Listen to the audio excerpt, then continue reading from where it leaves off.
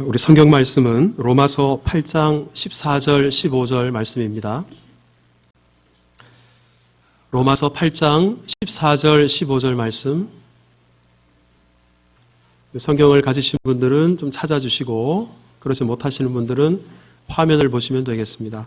로마서 8장 14절 15절 우리 다 같이 한 목소리로 하나님 말씀을 함께 읽습니다. 시작.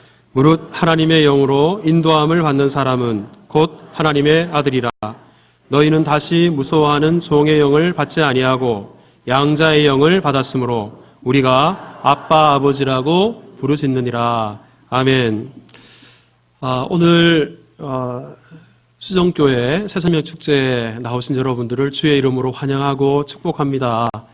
우리 장로님도 그렇게 기도하셨습니다만 요즘 날씨가 워낙 좋아서 단풍이나 여행이나 또 등산, 가족 모임과 같은 그런 행사가 많을 때인데 기꺼이 초대에 응해주시고 귀한 발걸음 해주신 여러분들께 다시 한번 감사드립니다. 제가 위에서 이렇게 내려보니까 오늘 초청받으신 분들이 그 하얀색 스티커를 다 붙이셨어요. 많은 분들이 오셨는데 자, 우리 오늘 처음 오셨거나 우리 수정교회 교인이 아니신데 방문하신 분들 손 한번 들어주시면 고맙겠습니다. 네, 감사합니다. 네, 내려주십시오. 자, 우리 이 시간에 수정교회 성도들만 오늘 우리 초청받으셔서 오신 분들을 향해 감사합니다, 축복합니다, 환영합니다. 우리 큰 환영의 박수.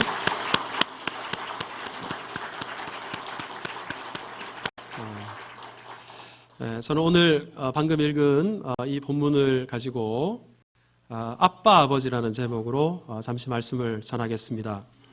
1976년에 알렉스 헤일리라는 분이 소설을 한 권 썼어요. 뿌리라는 제목의 소설인데 이 책입니다.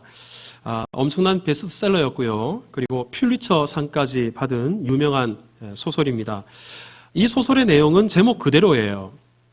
뿌리를 찾아가는 그런 과정입니다. 미국에 와서 노예 생활을 하던 흑인들이 나의 족보가 어딘가, 나의 조상이 어딘가, 그리고 나의 고향은 어딘가 뿌리를 찾아서 아프리카까지 찾아가서 헤매는 그 내용이 이 책의 줄거리입니다. 뿌리가 그만큼 중요한 것이지요. 그러면 여러분에게 제가 질문을 한번 드리겠습니다. 여러분들은 여러분의 뿌리가 어딘지 아시는지요? 제가 이렇게 질문을 드리면 여러분들 마음속으로 저는 뿌리 잘 압니다. 저는 김해 김씨요, 밀양 박씨요, 전주 이씨요, 이렇게 본관을 말씀하시는 분들이 계실 겁니다. 물론 본관도 뿌리죠. 하지만 그 이전에 훨씬 이전에 뿌리가 있다는 사실을 아십니까? 여러분, 만고불변의 진리인 성경은 이 세상 만물 중에 뿌리가 없는 것이 하나도 없다, 그렇게 말합니다. 모든 것은 다 뿌리가 있다는 것입니다. 그러면 만물의 뿌리가 무엇일까요? 우리 성경 중에 히브리서 3장 4절에 이런 말씀이 있어요. 집마다 지은 이가 있으니 만물을 지으신 이는 누구시라고요? 하나님이시다. 만물을 하나님이 지으셨다. 그러기에 하나님께서 만물의 뿌리가 되신다는 겁니다. 근데 이 만물 속에 우리 인간도 포함되어 있어요. 우리 사람도 포함되어 있어요. 그래서 예레미야 32장에는 나는 여호와요, 모든 육체의 하나님이다. 이 육체가 사람을 가리켜요. 우리 하나님은 모든 인간, 모든 사람의 하나님이 된다. 우리의 뿌리는 하나님이다라는 것입니다. 여러분, 이처럼 하나님께서 우리의 뿌리기에 성경은 하나님께서 우리의 창조주이실 뿐만 아니라 하나님은 우리를 지으신 우리의 아버지가 되신다, 이렇게 말씀합니다. 여러분, 이거 중요하니까 저를 한번 따라해 주시겠습니까? 하나님은 우리의 아버지 되십니다. 그래서 아마 여러분 교회 안 다니시는 분들, 믿음이 없으신 분들도 주기도문은 다 아실 거예요. 그 주기도문이 어떻게 시작하는가? 맨 첫 번째 줄에 하늘에 계신 우리, 그 다음 뭐예요? 아버지요. 하나님을 우리 아버지라고 부릅니다. 만물을 하나님께서 창조하셨고, 그리고 다 만물이 하나님으로부터 말미암았기 때문에 하나님은 뿌리가 되시고, 그리고 하나님은 우리의 아버지가 되신다. 성경이 이것을 우리에게 말씀합니다. 근데 제가 여러분들에게 이처럼 만물의 뿌리는 하나님이시고 만물을 하나님께서 창조하셨다 이렇게 말씀드리면 과학 공부를 열심히 하신 분들이 마음속으로 나는 진화론을 믿는데 아마 이런 생각, 이런 마음을 가지신 분이 여러분들 중에 계실 수 있어요. 어느 집에 초등학생 하나가 하루는 학교에 갔다 와서 엄마에게 질문을 했습니다. 엄마, 사람이 어떻게 생기게 되었어요? 이렇게 질문을 했어요. 그랬더니 엄마가 사람은 하나님께서 아담과 하와를 만들어서 생겨나게 된 거란다. 이렇게 대답을 했어요. 이번에는 다른 방에 있는 아빠한테 이 아이가 가서 똑같은 질문을 아빠에게도 했습니다. 아빠, 사람이 어떻게 생기게 되었어요? 그랬더니 아빠는 대답이 달라요. 사람은 원숭이가 진화해서 사람이 된 거란다. 아이가 한 질문은 똑같은데 대답은 엄마와 아빠가 달라요. 아이 생각에 도대체 누구 말이 맞단 말인가? 아빠 말이 맞는가? 엄마 말이 맞는가? 그래서 다시 이 아이가 엄마에게 재차 찾아갔어요. 엄마에게 다시 질문합니다. 엄마는 아담과 하와로부터 사람이 시작됐다고 하는데 아빠는 원숭이로부터 사람이 시작됐다고 하는데 도대체 엄마 말이 맞아요? 아빠 말이 맞아요? 엄마에게 다시 질문을 했습니다. 그랬더니 엄마가 잠시 생각하더니 이렇게 대답했어요. 아담과 하와는 엄마 쪽 집안이고 원숭이는 아빠 쪽 집안이다. 이렇게 대답을 했어요. 여러분들 중에 혹시 여러분들의 뿌리가 원숭이라고 생각하는 분이 계십니까? 혹시 여러분들의 가문이 원숭이 가문이라고 생각하시는 분이 계신지요? 여러분, 성경은 하나님께서 우리의 뿌리가 되신다. 하나님께서 우리의 아버지가 되신다. 이것을 선언합니다. 고린도전서 8장 6절에 이것을 분명하게 이렇게 말씀하세요. 우리 중요한 구절이니까 같이 한번 읽어볼까요? 시작. 우리에게는 한 하나님 곧 아버지가 계시니 만물이 그에게서 났고 우리도 그를 위하여 있고 만물이 그로 말미암고 우리도 그로 말미암아 있느니라. 여러분, 우리에게 한 하나님, 만물을 창조하시고 만물이 하나님에게서 다 나왔어요. 그래서 하나님은 우리에게 아버지가 되신다. 이렇게 성경은 선언하고 있습니다. 여러분, 바로 여기에서 우리는 대단히 중요한 질문, 매우 중요한 질문 하나를 던져야 됩니다. 이처럼 하나님께서는 우리를 지으셨고 하나님께서는 우리의 아버지셨는데 그렇다면 지금도 하나님은 우리의 아버지가 되시는가? 지금도 우리는 하나님의 자녀인가? 이 질문을 우리가 던져야 됩니다. 여러분, 성경의 대답은 no, 아니라 그래요. 하나님의 자녀이기는커녕 성경은 우리에 대해서 어떻게 말씀하냐면 에베소서 2장 3절에 이렇게 말해요. 우리는 본질상 진노의 자녀다. 하나님의 자녀가 아니라 진노의 자녀가 되었대요.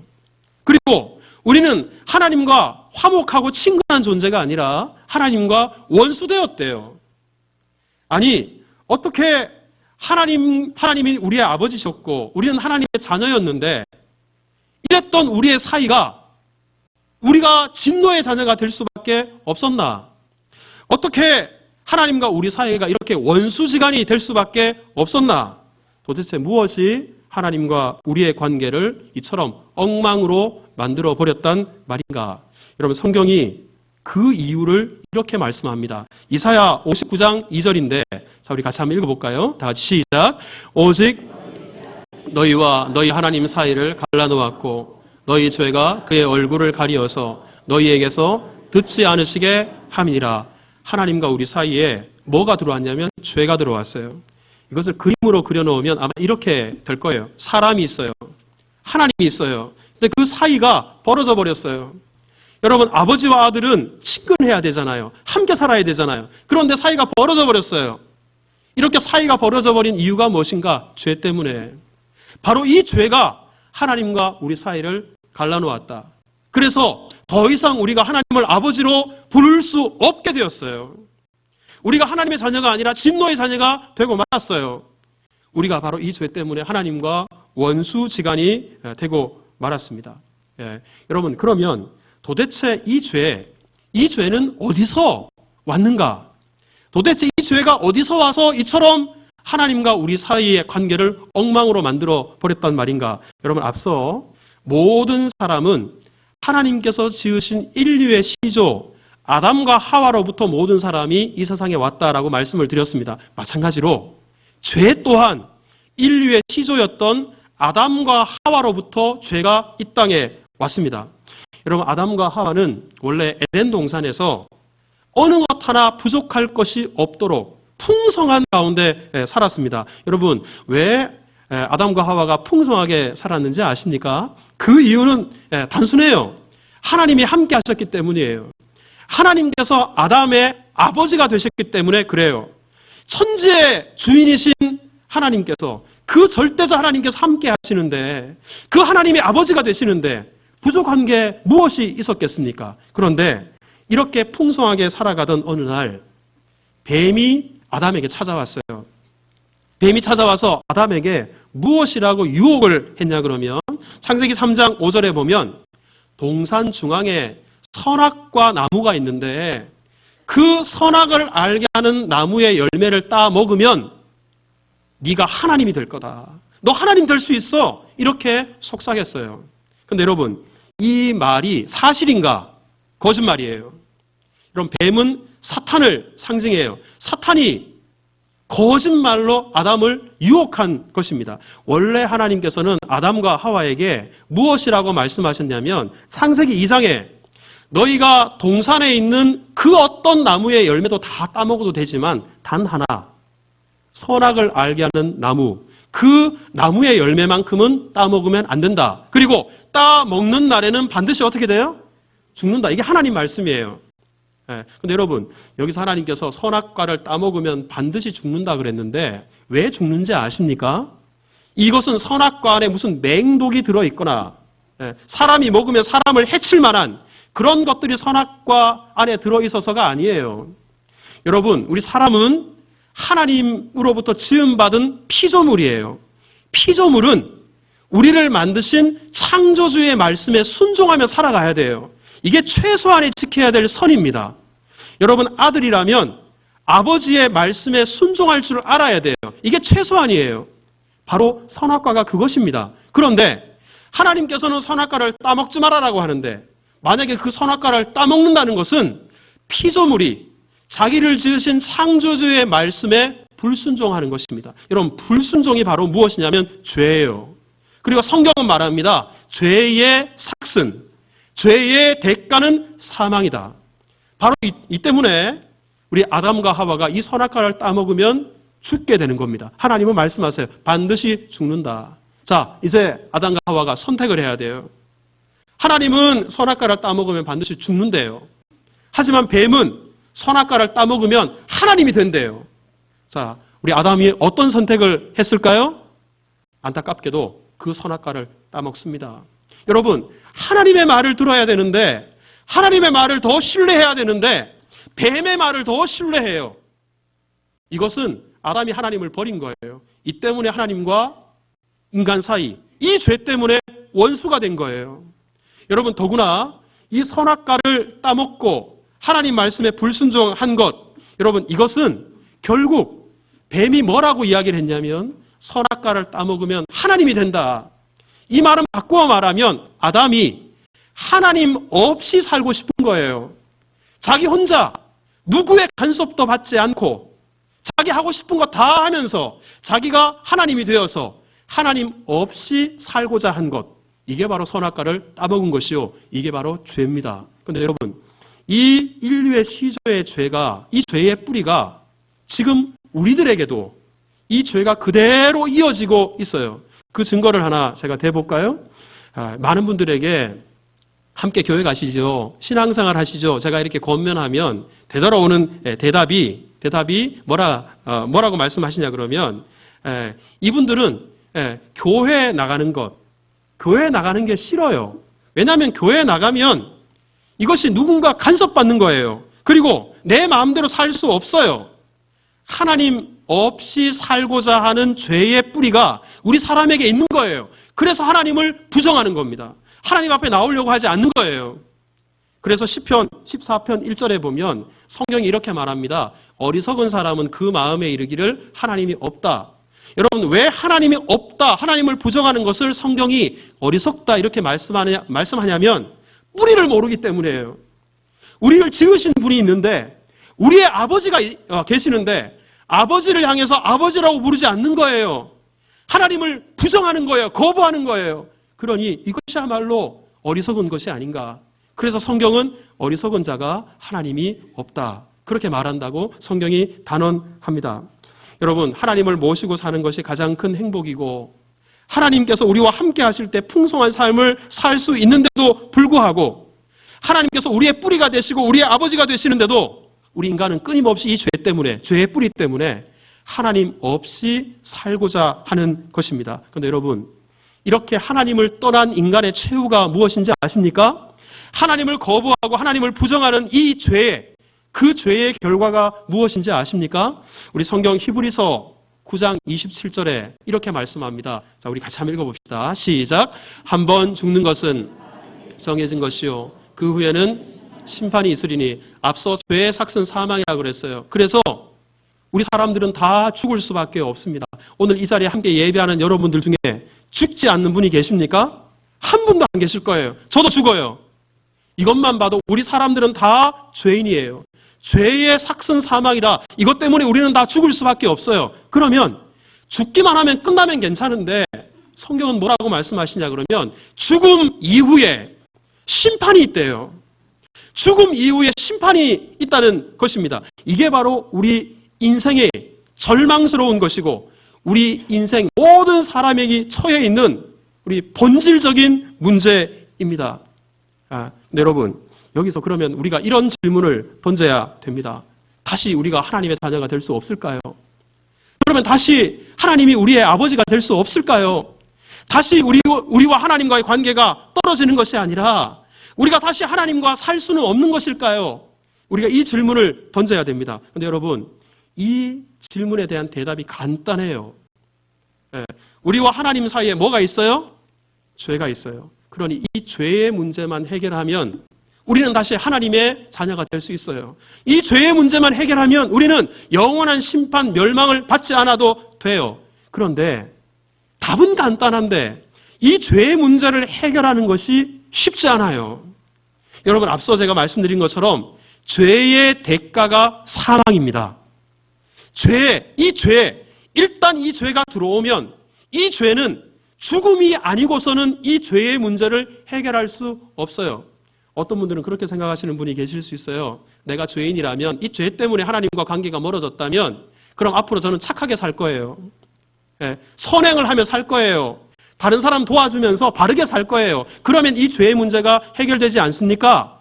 혹시 여러분 그렇게 질문하실지 모르지만 말씀드린 것처럼 죄에 대해 일단 죄인이 된 사람은 착한 일을 한다 그래서 그 죄의 문제가 없어지지 않아요.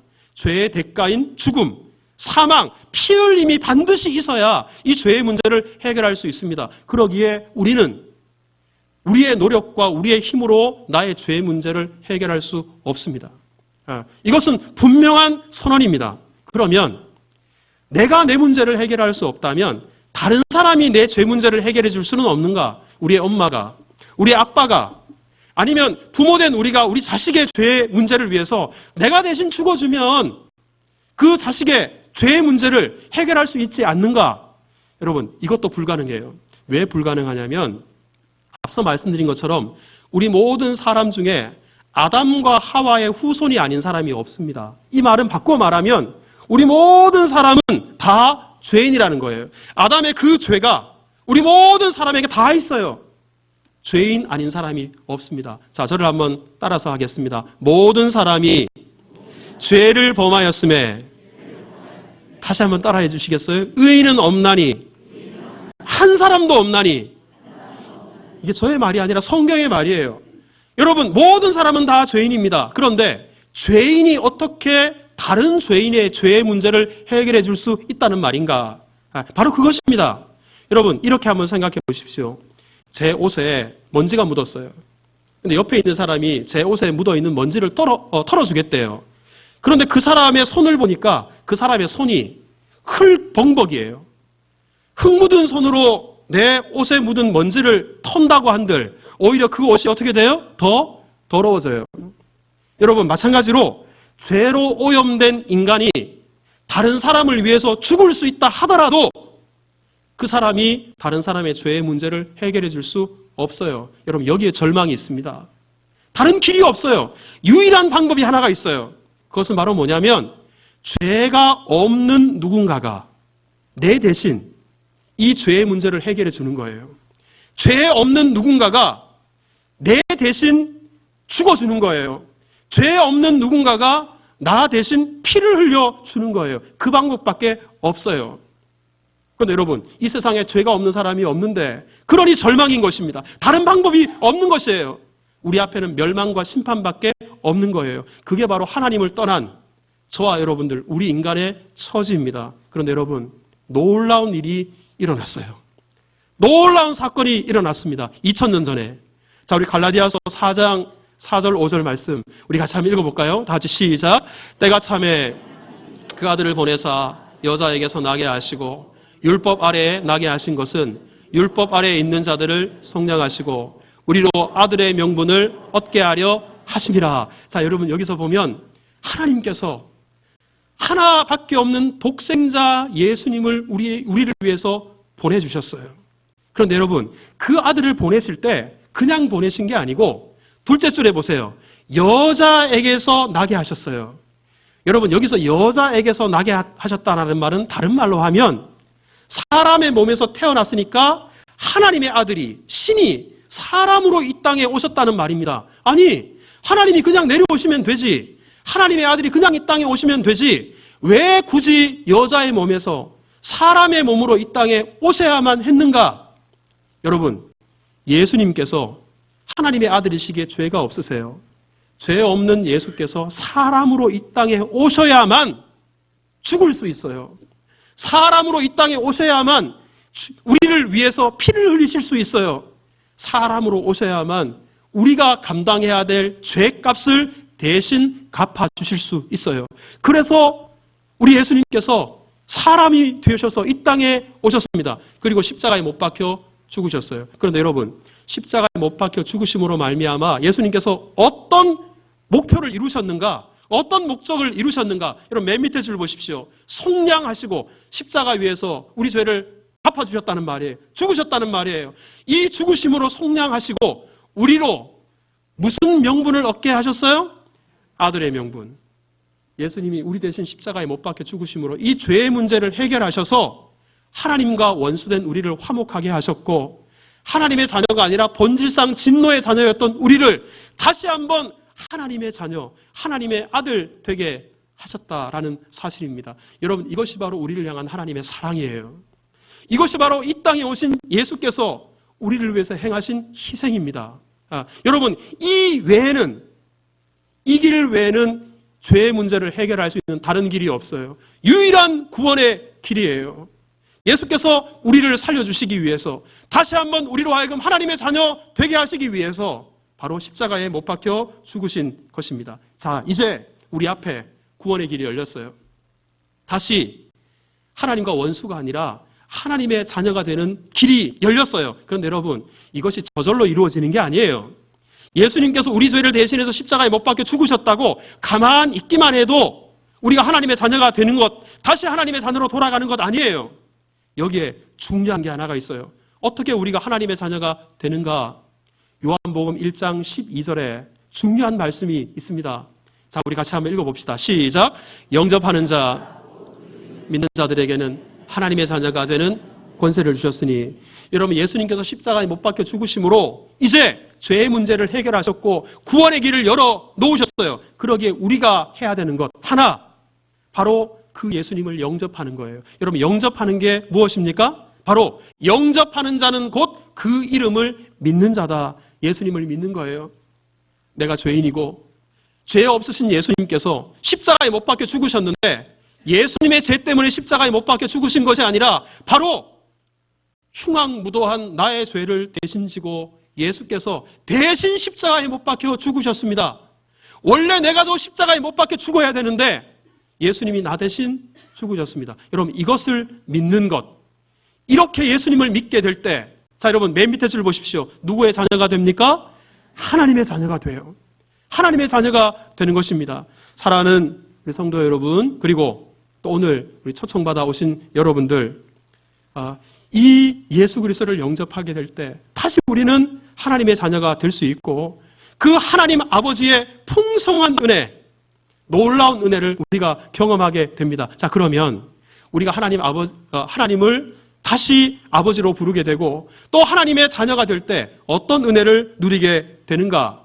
자, 여러분, 오늘 본문 14절을 한번 보시겠어요? 자, 오늘 처음 읽었던 로마서 8장 14절 말씀입니다. 자, 우리 같이 한번 읽어봅시다. 시작. 무릇 하나님의 영으로 인도함을 받는 사람은 곧 하나님의 아들이라. 자, 여러분, 오늘 우리 새생명 축제 여러분들이 교회에 나오셨는데 여러분들 생각에는 내 발로 걸어서 여기 왔다라고 생각하시는 분이 계실지 모르겠어요. 하지만 여러분, 오늘 이 자리, 예배 자리에 아무나 올 수 있는 게 아니에요. 하나님께서, 하나님의 영이 여러분들의 발걸음을 이곳으로 인도해 주셨어요. 그러니 여러분, 우리의 발걸음을 이곳으로 인도해 주신 하나님의 영이 우리의 마음을 움직이셔서 지금까지 나는 법 없이도 살 사람이다, 나는 한 번도 내가 죄인이라고 생각하지 않았던 우리들에게, 그래, 내가 죄인이지, 그래, 예수님께서 십자가에 내 죄를 대신해서 못 박혀 죽으셨지, 이것을 믿도록 인도하실 때, 그때 그 믿음으로 말미암아 우리가 바로 하나님의 자녀가 되는 거예요. 하나님의 영으로 인도함을 받는 사람은 곧 하나님의 아들이다. 그런 은혜가 오늘 우리 가운데 있기를 주님의 이름으로 축복합니다. 그런데 여러분, 이렇게 하나님의 자녀가 되잖아요. 다시 하나님의 아들이 되잖아요. 그 다음에 15절에 어떻게 말씀하는가? 자, 우리 15절 같이 읽겠습니다. 시작. 너희는 다시 무서워하는 종의 영을 받지 아니하고 양자의 영을 받았으므로 우리가 아빠 아버지라고 부르짖느니라. 여러분, 우리가 이제는 하나님을 어떻게 부르느냐? 위대하신 하나님, 이게 아니에요. 전능하신 하나님, 이게 아니에요. 우리가 그 하나님을 이제는 아빠 아버지 이렇게 부를 수 있게 되었어요. 이게 바로 하나님 자녀들의 특권이에요. 자, 저를 한번 따라서 해볼까요? 아빠 아버지. 두 분이 안 따라 하셨는데, 자, 우리 어린아이와 같은 마음으로 한번 따라해 보세요. 아빠, 아버지. 여러분, 이게 특권이에요. 이거 아무나 이렇게 부를 수 있는 게 아니에요. 제가 성경을 한번 찾아봤어요. 하나님을 아빠, 아버지라고 부른 분이 또 있을까 찾아봤더니 딱 한 분 계세요. 누구냐면 예수님께서 하나님을 아빠, 아버지라고 불렀어요. 아빠, 아버지요, 아버지께는 모든 것이 가능하오니 예수님 외에는 이렇게 부른 사람이 없어요.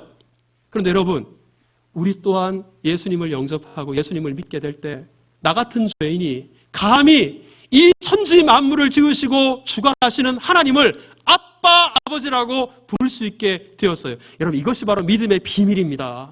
그리고 이것이 바로 복음입니다. 여러분, 이처럼 하나님을 아빠, 아버지라고 부르게 되면 여러분, 아빠에게 아들이 뭘 받게 되는가? 나중에 상속을 받게 돼요. 자, 여러분, 오늘 본문 17절을 한번 보십시오. 로마서 8장 17절 말씀 우리 같이 한번 읽어볼까요? 시작. 자녀이면 또한 상속자 곧 하나님의 상속자요. 하나님께서 자녀인 우리에게, 아빠라고 부리는 우리에게 상속해 주세요. 근데 하나님이 뭘 상속해 주시는지 아십니까?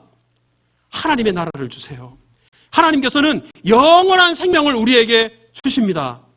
여러분, 제가 여러분들에게 예수님 믿으셔야 됩니다, 예수님 영접하셔야 됩니다, 이렇게 말씀드리는 이유, 어쩌면 제가 이렇게 말씀드리면 여러분들 중에 교회 가면 의뢰하는 소리인데 오늘도 목사란 작자가 똑같은 소리 하는구나, 혹시 여러분들이 마음속에 그런 생각 가지실지 모르겠어요. 하지만 여러분, 이것보다 더 중요한 문제가 없어요. 오늘 만약에 밤에 우리가 죽음을 맞이한다면, 우리가 이 세상을 떠나간다면, 성경은 우리 인생이 죽음 이후에 두 갈래 길이 있대요. 한 갈래 길은 하나님 앞으로 가는 거예요. 한 갈래 길은 영원한 멸망, 영원한 심판 아래 가는 거예요. 그런데 여러분, 평생 참 열심히 부지런히 성실히 사셨을 거예요.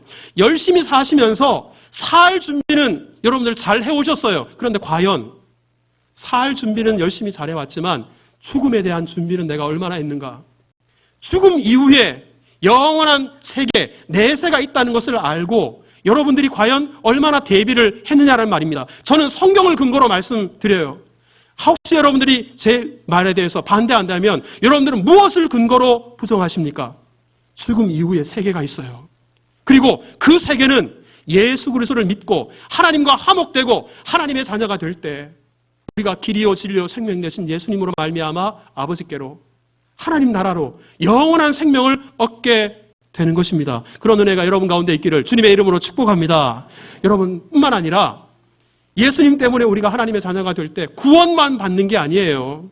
하나님께서는 그 사랑하는 자녀들을 사랑하시되 완벽하게 사랑하십니다.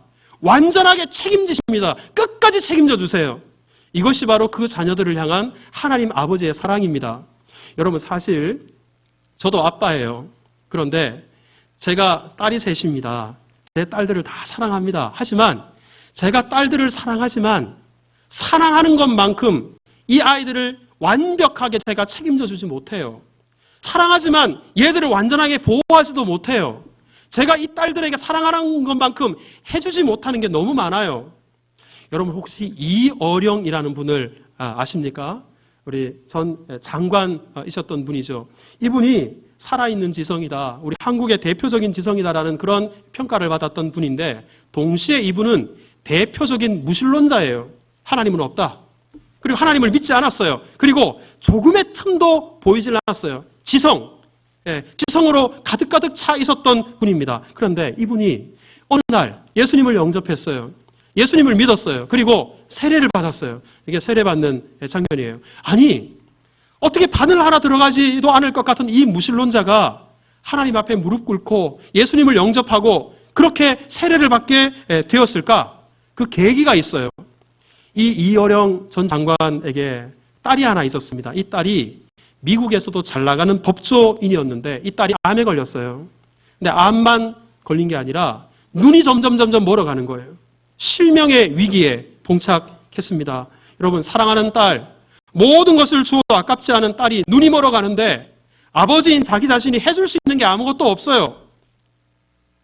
자기가 가지고 있는 지식, 돈, 이것이 지금 자기 자식에게 아무런 힘이 되지 못하고 그 문제를 해결해 줄 수 없는 거예요. 그러던 어느 날 이 딸이 아빠에게 말합니다. 아빠, 나 아빠한테 마지막 소원이 하나 있어요. 꼭 들어주시면 좋겠어요. 저랑 같이 교회 한번 가세요. 한 번만이라도 저랑 같이 교회 가서 예배 드리고 싶으면 예배 드리시면 다른 소원이 없겠어요. 아빠에게 부탁했어요. 지금 이 딸의 문제도 해결해 주지 못하는 아빠가 그건 뭐 어렵다고 못 들어줄까? 그래서 딸과 함께 교회를 갔습니다. 그리고 예배를 드렸어요. 그리고 예배를 드리다가 생각하지 않았는데 하나님께 이렇게 기도를 했습니다. 하나님, 정말 하나님이 계시다면 저랑 계약 하나 하십시다. 만일 우리 딸이 세상을 다시 볼 수 있다면 그렇게만 해주신다면 제가 가진 모든 능력 그리고 글 쓰는 이 능력, 입담 이것을 하나님의 영광을 위해서 하나님을 위해서 쓰겠습니다. 그렇게 기도했어요. 이것이 외국에서 있었던 일이에요. 자, 그리고 얼마 지나지 않아서 이 딸과 함께 이어령 전 장관이 한국에 왔어요. 그리고 서울대병원에 갔어요. 진료를 받았어요. 그랬더니 안과의 의사분이 하는 말이 아니 눈이 멀쩡한데 아니 왜 실명 그런 문제 없습니다. 괜찮아요. 혹시 병이 있었다면 다 나았어요. 아니 그러고 그런 소견이 전혀 없어요. 거짓말처럼 앞을 볼 수 있게 되었습니다. 그때 이어령 박사가 이렇게 고백해요. 딸아, 내가 가진 지식과 돈이 너에게 아무런 도움이 되지 못했다. 나는 너를 사랑하지만 이 아버지인 내가 내 병 앞에 얼마나 무력한 존재인지 사랑하지만 아무것도 해줄 수 없는 존재라는 것을 알았다. 하지만 네가 믿는 하나님, 그 하늘 아버지는 내가 해주지 못하는 것, 너를 사랑하는 것만큼 너를 완벽하게 책임져 줄 수 있는 분이라는 사실을 알았다. 내가 지금까지 이 무력하기 짝이 없는 지식과 돈에 매달려 살아왔구나. 딸아, 지금은 비록 자신이 없지만 네가 시력을 잃어가면서까지도 바라본 그 빛을 이제 나에게도 보여주시기를 하나님께 기도해줘. 그 딸에게 그렇게 고백하고 예수님을 영접합니다. 그리고 세례를 받습니다. 우리 지금까지 그를 통해서 그리고 말을 통해서 예수님을 전하는 그런 삶을 살고 있어요. 여러분, 이분이 말합니다. 내가 기적을 보았기 때문에 예수님 믿는 거 아니라고. 이 딸 이래봐야 하나님이 조금 봐주신 거지 영원히 살 수 있는 사람이 어디 있어 이 땅에서. 하지만 이 딸에게 진정한 기적은 이 기적을 통해서 예수님 바라보는 것, 이 기적을 통해서 예수님 안에 영원한 생명이 있다는 것, 이것을 바라보고 이분이 예수님을 영접한 것입니다. 이 시간 예배하는 여러분, 하늘 아버지는 우리에게 정말 우리를 사랑하시는 것만큼 모든 것을 주실 수 있습니다. 여러분, 그 하나님의 자녀 되지 않으시겠습니까? 그 하나님을 아빠, 아버지라 부르고 싶지 않으십니까? 그러면 예수님을 영접하시기를 주님의 이름으로 축복합니다.